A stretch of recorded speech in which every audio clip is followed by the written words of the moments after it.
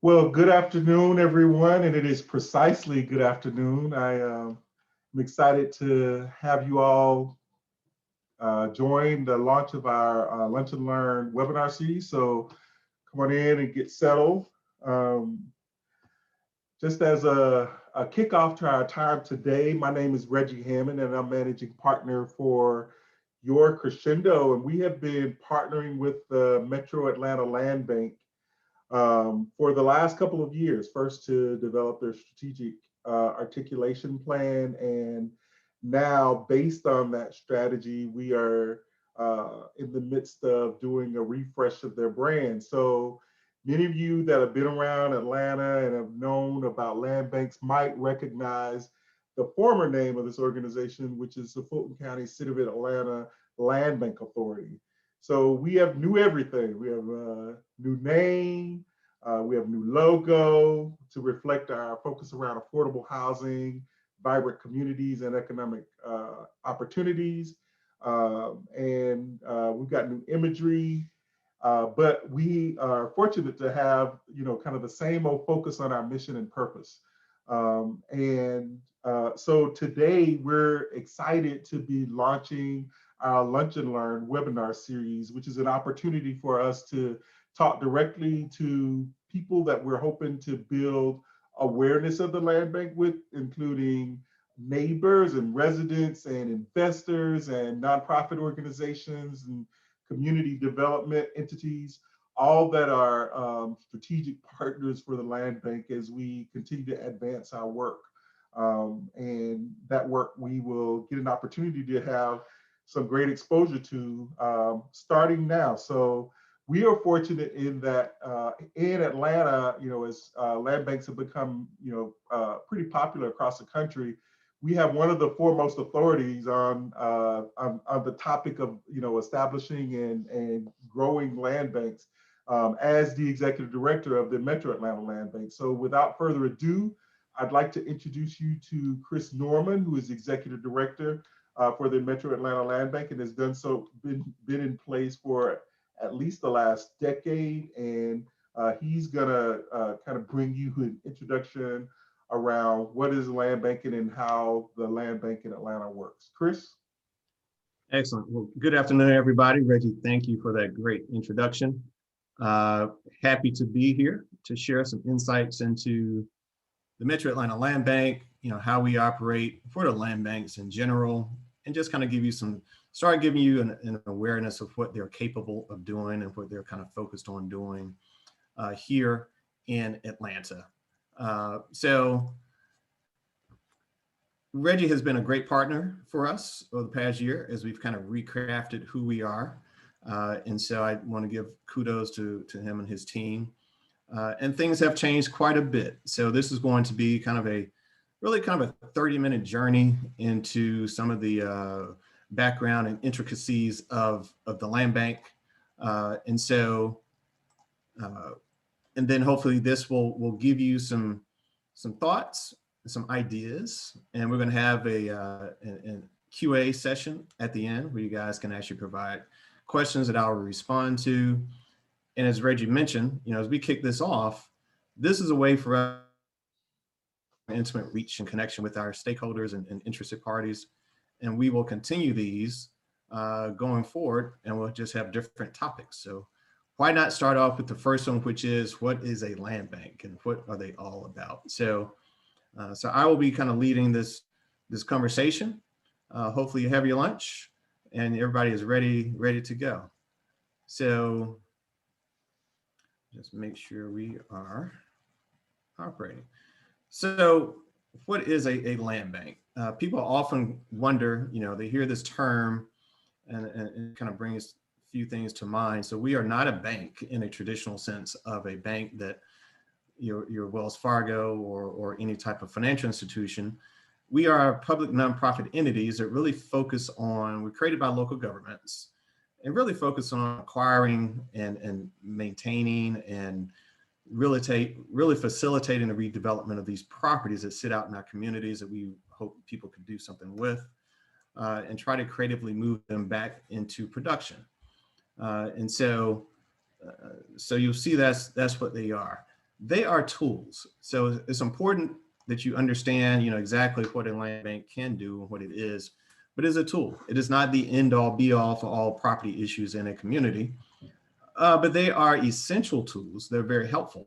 When you start dealing with vacant and abandoned and distressed and vacant properties around your respective communities, this is something that um, this is something that that we focus on. So categorically, who do you deal with? So we deal with residential property, commercial property, industrial property, green space property. All of those basically can, all of those basically are eligible typologies for us to get involved with. And so the core competency of a land bank is really this acquisition and disposition. So you see one thing here that's not included is the redevelopment. So land banks actually can get involved in development by statute, by status. We're legally able to do that, but typically land banks do not get involved in that part of the continuum. They're really looking at how can I tee up this piece of property for a better life, for a better use in our community. We also do not have eminent domain authority nor taxing authority. Those powers reside with your municipal corporations, i.e. your cities and your counties. The land banks do not do that. A land bank can participate with that activity in your city or county as a recipient, but we cannot, we don't have the ability to initiate those processes. We also typically step in where the market has not cured problems, right? So think of a land bank as kind of your governmental real estate company, that if the market was clearing all the land, theoretically over the years, if property went into foreclosure, you would have a new market player that would come in and buy that piece of property and redevelop it and do something with it. But sometimes you have properties that just kind of sit out, and for whatever reason, they're not being pulled back into the marketplace. So land banks can then step in to try to move that property back into a productive use, help clear title, help to kind of right size it in terms of where it needs to be and being accessible. And also when you have certain types of administrative or legal issues, you have taxes that are outstanding, you have delinquency, you have foreclosure actions, all these other types of things, land banks can also get involved in those scenarios. So, all right. So the mission for us pretty much reflects what I just talked about. Our sole goal is focus on returning this non-revenue generating, non-tax reducing, blighted property to an effective utilization status. And effective utilization status means hopefully it will be turned into a well-maintained and occupied property that's going to be generating taxes. It's no longer a drain on the tax digest of the city and the county. We also have this very unique ability here. We can extinguish past due tax liens, which no other entity in the state of Georgia can do. So we have the ability to work with our board, with the school system, with the tax commissioner's office to extinguish past due taxes that may be a hindrance to a property for its redevelopment. And so that has proven to be something that has been a very helpful tool for us as we participate in doing work. So you start thinking, okay, well, why would a land bank get involved, right? So we hear words out there, you see these on the screen here, distressed and non-tax reducing and abandoned, all these types of things. But these are conditions that nobody wants in their community. And that includes us as a land bank authority. So we are interestingly and singularly focused on trying to eliminate these conditions in respect of our communities, at least at a very significant level. And so you'll see properties like this that have been abandoned, that are even boarded up, they're still blighted, right? They still have and create issues for us. So we try to basically work cooperatively with partners, with everybody else, to take these types of properties and turn them into something that we really desire. And that being something that is more helpful and more beneficial to the community. So at the end of the day, I always joke, the land banks, their goal is to work themselves out of business. Because if we were able to deal with all these properties that are out in our communities and cure them of all these conditions that I just alluded to before in those previous slides, everything would be code compliant, right? Everything would be producing taxes. We would have occupied structures via residence or via a business owner. Everything would be maintained. We probably figured out as we do all this redevelopment, we'll have some shared community space, pre-COVID, and post-COVID, this will still be a concern, but do you have little pocket parks where people can come together? Do you have a place for the kids to play? Do you have a place to shoot, a game of basketball, or just to convene? And then also, ultimately, we all want vibrant and safe communities. And so that's what you have as a land bank that's working to provide. And one thing that's become more and more important as we have evolved over the history of our land bank in particular, and other land banks across the country, is that we also want to pay attention to affordable housing options as we produce and bring properties back online, particularly as the cost of living continues to increase, particularly in city centers like the city of Atlanta. So give you a little bit of history about the land bank. So land banks have been around for a long time. You'll see that this is a ramp up. So St. Louis started the first one in 1971. It took 20 years to get to the fourth land bank in the United States, which happened to be Atlanta. And so over those 20 years, the land bank in St. Louis and Cleveland, these were basically created because what was happening in these areas is that you had a collapse of industry. You had steel, you had shipping, you had major industries that were pulling out. And what would happen in these communities is that you would leave behind a lot of distressed property. And then of course, the market value of the property would go down. The tax digest or the tax delinquency rate would go up, because even if a property is abandoned, the tax bill still comes. And so what you were ending up with was you had this huge amount of delinquent taxes sitting on properties, whereby the market value had basically plummeted. So now the taxes outstanding were actually more than the property was worth. And so these municipalities found themselves with their hands tied and said, gee, how can we resolve this? And one of the ideas was create a land bank with this tax delinquent extinguishment authority. And therefore you could go into a neighborhood where the taxes had basically overcome the value, and the land bank can go in and reset that. So that was an important feature that was kind of tested and started to be used there. And so Atlanta started with that back in 91. Really geared up in 1994. You remember you had the Olympics came to Atlanta in 96. And so we started doing a lot of those types of actions. Now, since then, a lot has happened. There are actually over 200 land banks now. There's 150 here, but there are actually more than 200. And more than half of those new land banks have been created since the Great Recession back in 2009, 2010, 2011 with the collapse of the real estate market. Because what cities and counties found that they needed a better tool to deal with this distressed property, and they had so much that it overwhelmed the systems. And so that basically came into place back then. So you now see primarily the land banks are Midwest to the East Coast, not a lot on the West Coast, but you're now seeing that there's interest in Portland and there's interest in other places further west to create land banks. So Georgia, we actually have over 23 land banks in the state of Georgia. So there are more in places that people may or may not be aware of. This slide here, I put this slide up here because it gives people kind of a sense of jurisdiction. So land banks don't have to just be in large cities. They can be in small cities. They can be in small counties. You'll see ranging from somewhere like Fulton with over 1 million residents to smaller places, it's Thomas County and Thomasville, Georgia. So as you think about land banks and their utility, they can fit in each different community. So kind of talked about the focus area of these land banks. We focus on these four properties of property: residential, commercial, industrial, and green space, which basically means that a land bank can operate with basically any type of property in your respective area. And the geographic boundary of your land bank, basically, since one thing about a land bank is they're created. You'll see that back to the slide here, you'll see a county and a city. Well, you have to have at least one city in a county to create a land bank by the state law. And so you'll see these joint ventures here. And so the jurisdiction for land banks is the full boundaries of the city that participates in the creation. So in our case, the city of Atlanta, we can operate anywhere in the city of Atlanta. And then the unincorporated portion of the county that is also the creator of that land bank.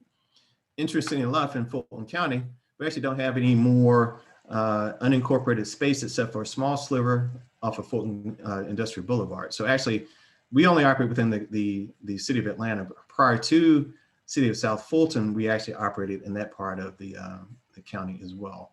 But you'll see these other areas, they actually operate in their cities and unincorporated portions of their county. So that kind of gives you an idea of the geographic boundaries of those.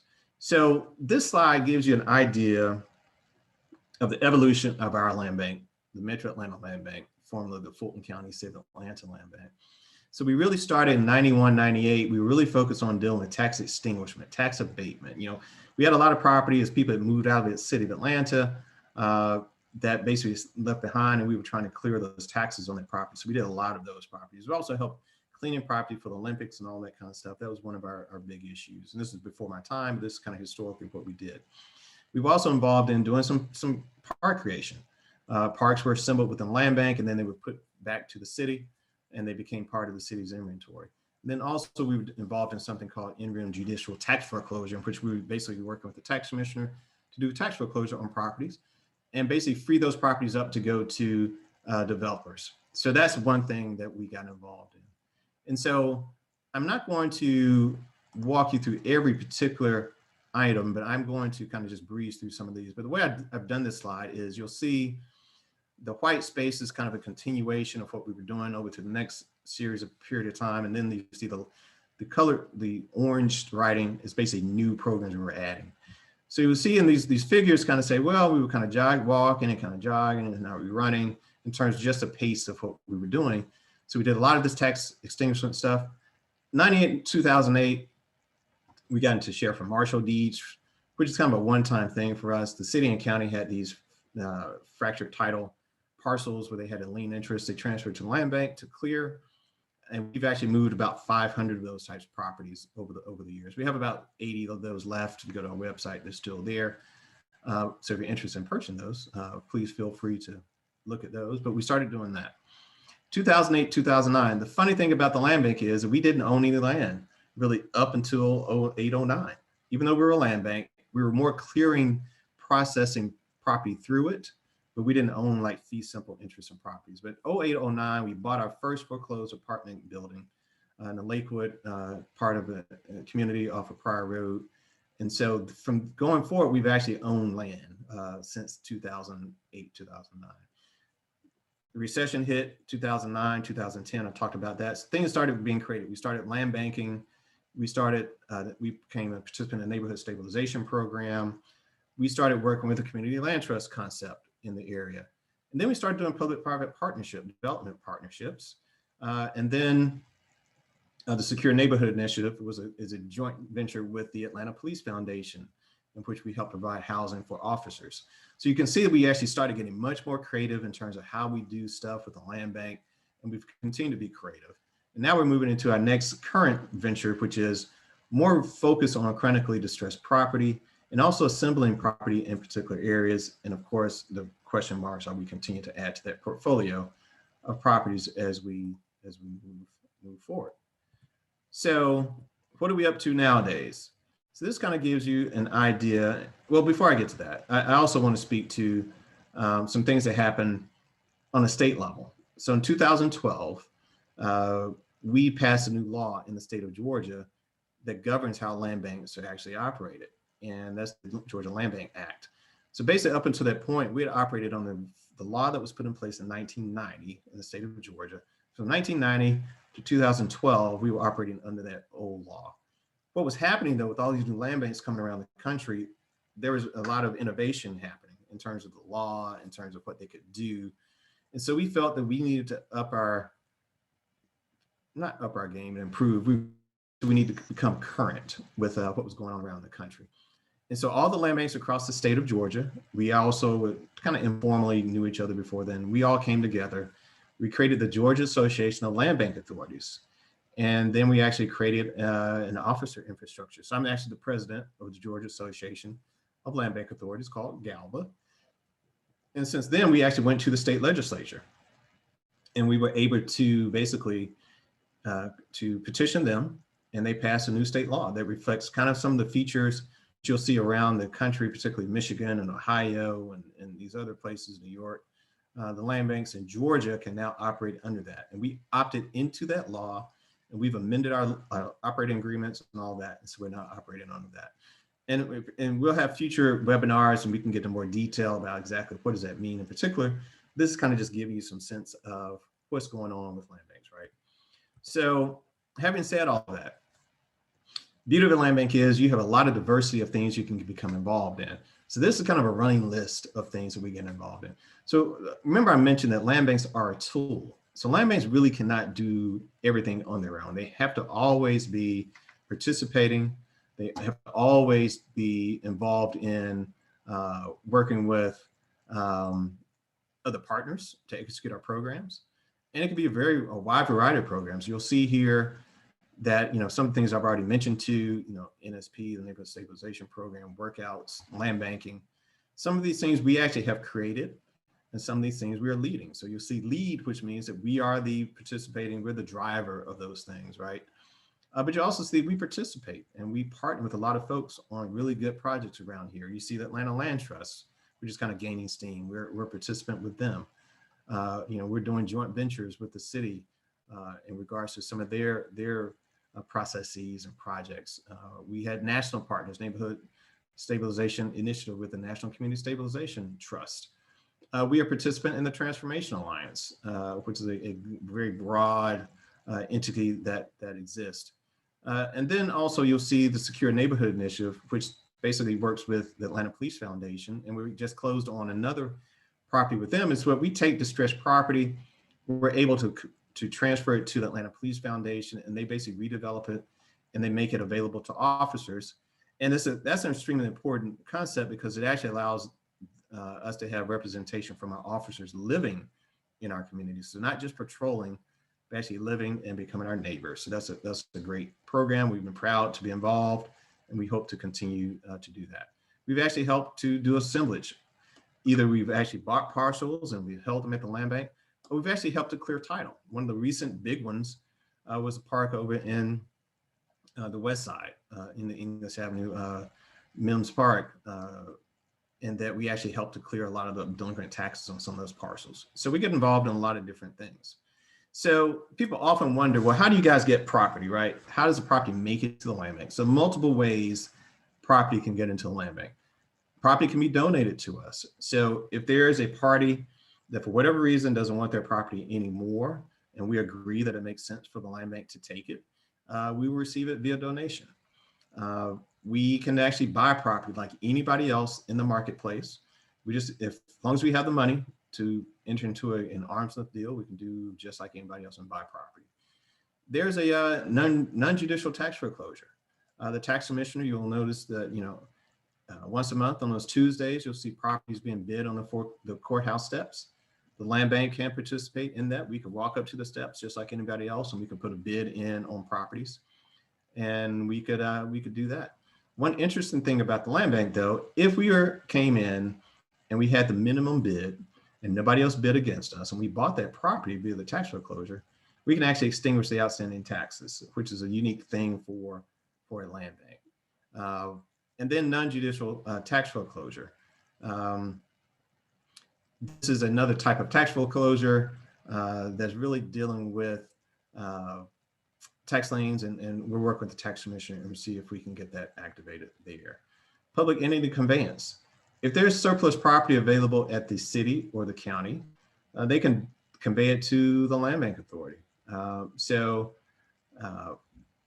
there's actually one thing that just happened a couple of years ago in the state of Georgia, which we have not executed in Atlanta. There's an eminent domain process for blight. So if the properties, and the only place I know in the state that has done that is Savannah, but there's a way to actually use an eminent domain via blight to take down property, and then those properties are transferred to your land bank, and then land banks can do something with it. And then criminal seizure and conveyance. So we actually have received property via this process as well. The United States Attorney seized property via a money laundering drug case, and they ended up transferring property to the land bank authority, and we've been redeveloping those parcels. So these are different ways. You'll see there's a wide array of ways that we can actually come to possession of property. There's one additional one, which is in-rem judicial tax foreclosure. That has not been offered in Fulton County for some time, but at one point we did do that. And we're going to see if we can actually make that available again to us as well. So this kind of gives you an idea of, again, a wide array of acquisition methods. You'll see in our strategic initiatives, one thing I pointed out was activation of the comprehensive chronic distress property strategy. And so this chart here looks a little busy, but I'll just explain it to you and then just kind of walking through this. And then I'm nearing the end of my kind of overview, and then we'll open up for questions. But you'll see kind of a horizontal axis and a vertical axis. Horizontally, the top row basically shows all the ways a property can be considered bad, right? So it's tax delinquent, it's been in foreclosure, it's held by banks, they're sitting on it. We have code violations, they're blighted, they have repeat code violations, there's criminal activity. We have all those things, but of course, remember, beginning of this presentation, we wanted all these things to be in very compliant and good statuses, but these are not. So then we start saying, okay, property owner, we want you to basically move that property from your possession to somebody else's possession so we can do something with it. So then we start getting to the ways in which you can actually cause property to be moved from the bad actor to a new actor. So they could donate property, they could say, you know what, I'm not good, I can move it. You can do tax foreclosure on the properties, which we already talked about. That's on the courthouse steps. We can actually go buy it from the bad party. We could actually do, you could foreclose on the liens that are outstanding. We just actually kicked off a process with the state, the city of Atlanta, to foreclose on demolition liens. And then the criminal seizure, we talked about property seizure. So U.S. attorney, district attorney, they do have authority under certain criminal proceedings to seize property. So you have these ways, then you start moving these properties from this bad status through these actions to a good status. So of course, these parties, the next axis shows you, well, who would be involved in executing these processes. You'll see the land bank, you see the tax commissioner, you see the solicitor's office, you'll see these multiple law enforcement agencies. And then as you go down, this gold box reminds us that none of this stuff is free. So it does take money. It is real estate. So you need money for acquisition. You'll need money to manage the property. Once we own property, we do have to maintain it. So we have to cut grass, we have to clear debris, we have to basically make it secure, which makes sure they're not squatters sitting there. It takes money to do that, and staff. And of course, if we do demolition, have to do demolition. We also need money for legal costs, so quiet title, legal filings, foreclosure procedures, all of those types of things. And we provide insurance on our property ourselves. So these are types of things that we need funds for. So once we have all this, we dispose of property typically either via application, request for proposals, that's what RFP means, request for qualifications, that's another approach to doing participative bidding, and then auctions, which we have not done, but that is something that's available for us to do. So at the end of the day, once we do all that, what we want to do is take a significant number of properties, move it to a productive use from those bad postures to good postures.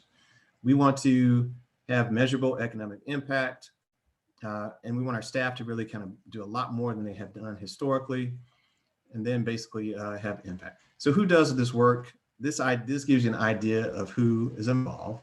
So we have a 7-member board, 4 appointed by the city of Atlanta, 3 appointed by the Fulton County.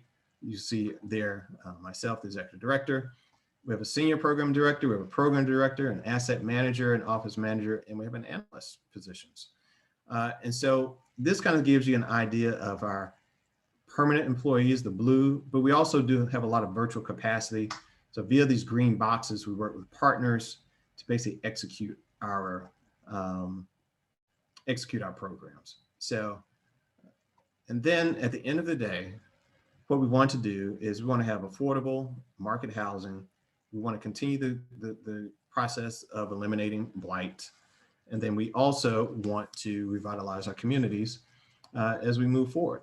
But we also understand that to do this, we have to have some control of the land itself. And so all these things I've just kind of run through real quick, give us an opportunity to do that. So that is kind of our 30 minutes.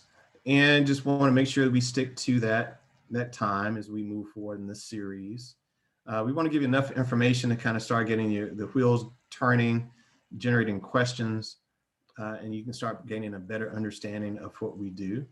And then also MetroAtlantaLandBank.org is our website. So, having said that, our contact information is here. The slides will be made available, and this will be posted on our website. So now we will open it up to any questions that you might have. And Reggie, I guess we'll be doing this via chat. Yes, we will. So if you have any questions, feel free to use the Q&A feature in the chat, and we'll get them to Chris to answer. Chris, you see the questions there in the box? All right. So I see both. So I'll go through the chat box right now, and then we will also look at the Q&A slide. So there is one question here. Chris, go to the ones that are in the Q&A. I'll take care of the ones that are in the chat. All right, excellent. So Q&A, how does the developer engage with the land bank to acquire properties? So properties are disposed of via typically when we're engaging with developers, we do requests for proposals. In some cases, we've done requests for qualifications. So one model we use for neighborhood stabilization is that we actually did a request for qualifications, and we created a qualified pool of developers. So we had, we processed about 50 to 80 properties through that program. And so we ended up with a pool of developers, and we did the RFQ because we wanted to make sure that our partners were going to be capable, they had experience, they had financial capacity, operational capacity, all those types of things. So we conveyed a property, then we had some confidence that they would actually be able to deliver what we needed. So they went in, we qualified them, the board approved that pool. And then once they were in that pool, we basically did RFPs for the properties that were available for that program. So that was one approach that we did for them. We will periodically also do requests for proposals for specific properties. And when we do that, we will lay out what we want from the developer in terms of his partnership. And then we would basically go through a scoring and a review process and understand that every property that leaves the land bank has to be approved by the board of directors, to approve that. So there's no instance where Chris, any member of the staff, lawyers, none of us can basically convey a piece of property without the approval of our board. So everything comes to our board with our recommendation, and then they basically do that. Properties, depending upon the program, may or may not require cash purchase. Neighborhood stabilization, since it was unique, the developers didn't buy the properties, but they did assume the debt, they assumed the equivalent of the note that reflected the acquisition price. And so there were strings attached with those properties. So if they're shared from marshal deeds, which those funky properties I talked about that the city and county gave to us in 1998, 2001, those properties are via application.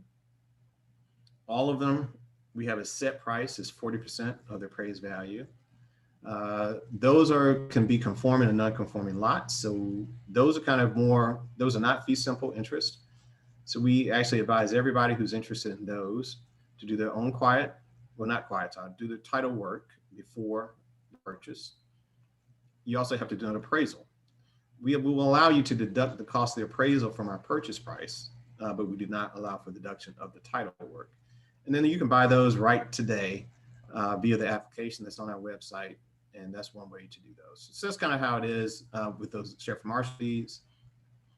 Again, going forward, as we bring properties to bear, we will have these orderly processes via RFPs and RFQs primarily to do that. So can we purchase these properties? So kind of that was the same thing. Every now and then, we may have properties that are so kind of no strings attached. Those would be few and far between. Primarily, we're trying to accomplish our goals of affordability, some revitalization work. But yes, these are methodologies for how you would basically purchase the properties. And so, let's see, another question here. Work on the land bank, they truly fee simple ownership. So yes, so the properties that we transfer to our developers will be fee simple and land and structure unless it is in a land trust structure. So if there's a property with an Atlanta land trust, it would not be in a typical fee simple. You will have the structure, but not the fee in the land. And so that's unique to the land trust structure. But that's not all of our properties. Some of our properties are just basically fee simple solely contain the property and the structure. So that's an it depends question there, and that depends on the partner. Can I service properties in the city of Atlanta, DeKalb? We can participate in properties in the city of Atlanta, DeKalb, but only in the portion of DeKalb County that is in the city of Atlanta. So that is the ones that we can get involved in. We can extinguish taxes on the city portion of property in DeKalb County, but we do not have jurisdiction to extinguish the DeKalb County portion of any delinquent taxes there. So we're not also, so whereas our jurisdiction is just in that portion of DeKalb County is in the city, we cannot go beyond that jurisdiction to operate in the DeKalb County. Nonprofit. We do not give properties through donation. So all of our properties typically are purchased. So even if you're a nonprofit, we are not in the posture of conveying property for no purchase price. And those are all the questions in the Q&A box. And Reggie, I know there are a lot of questions in the chat. Do you want me to go to those or? The question in the chat, I think, have been answered mostly around the presentation. So you should have a link that Michael provided, and the ones that were relevant to the presentation I asked to put in the box. I think that's everyone except for the last one that Troy just added. Okay. Oh, do you have to live in Atlanta, Georgia to participate? You do not have to live in the city of Atlanta or the state of Georgia to participate. In terms of acquiring property, I would say with a caveat. There may be certain circumstances in which we are looking to find owner occupants and therefore directly work with residents in the city of Atlanta, then the answer to that would be yes. Could you be a development partner that lives outside of the city or your business is incorporated out of the city? That is possible. There is a possibility that there would be a limitation to your residency. We are able to institute those types of restrictions based on the statutory capabilities of the Land Bank Authority. But typically, that any type of nuance that limits where you have to reside, that would be clearly instructed or told to you at the time of the program. So in the instance of the share from Marshall deeds, you do not have to live in Atlanta to buy those properties. You can basically buy them via the normal process. So I think that was the last question.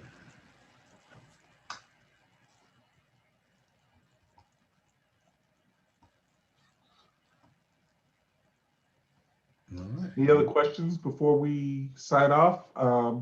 One note I've placed in the chat box, the links to the social media channels, and they are all live and active, chock full of good information to kind of keep you up to speed on the happenings with the land bank. I should also say that soon there will be more postings actually sharing some of the properties that are available. So if there are, if you're interested in getting involved and taking a look at some of the properties, following the social media channels will be a good way to get up to speed on them. And Right. then maybe Chris, you can just add some more color commentary for that question that people normally have, they just haven't asked today, around how do you actually get to see the properties? Absolutely, and I was going to mention that. So thanks for that segue. So actually, our website is listed here, ventureatlantalandbank.org. We do have a GIS-based inventory listing. So if you go to our website, you can basically click on and go to our website inventory listing. So 24/7. You can see the properties that are held by the Land Bank Authority. The land banking program is where we hold property on behalf of other entities. Those properties will still be shown, but make sure to read the notes because the notes will tell you who's the underlying control of the property. In some cases, it might be like Invest Atlanta or ANDP or somebody else. So even if we own it, the decision to the next stages may be governed by that party. So do that. And then also, if there is an application associated with property, we would typically say application, and you can go right in and do your application online. If it says not available, that means that property is not available for purchase at this point in time. And so make sure to read the notes because we try to explain why it's not available. So I did want to add that to you also. Great. Any other questions? One other thing I think we will put in the chat is the actual link, excuse me, the link to the website. We've done a lot of work over the last 3 to 4 months to get the website to be, highly informing and engaging and embrace a new brand. And so, it's our new baby. We would love to have feedback on it if it's helpful for you.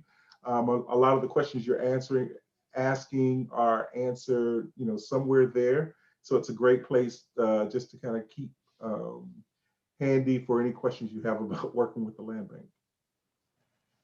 Excellent. Well, thanks to everybody for joining us for our first Lunch and Learn. So we hope it was helpful, and you'll have more of these going forward.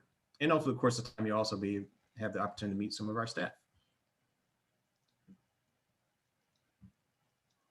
Well, this concludes, I just shared that website link, but this concludes our first of a series of webinars. Thank you so much for joining us. We definitely appreciate any feedback on how to make these more productive and useful. We plan to present a new topic each time we do these. They'll be happening monthly on the fourth Monday at lunch, each month. And I would highly encourage you to think about somebody who should have been a part of this conversation that you can share the invitation link with to have them join the next sessions, the next webinars. We want this to be an informative series of conversations that's helpful as people think about how to engage on this really important topic. All right. If that is all, thank you all. Have an amazing day. Thank you, Chris. And we look forward to next month's webinar. Thank you, everyone.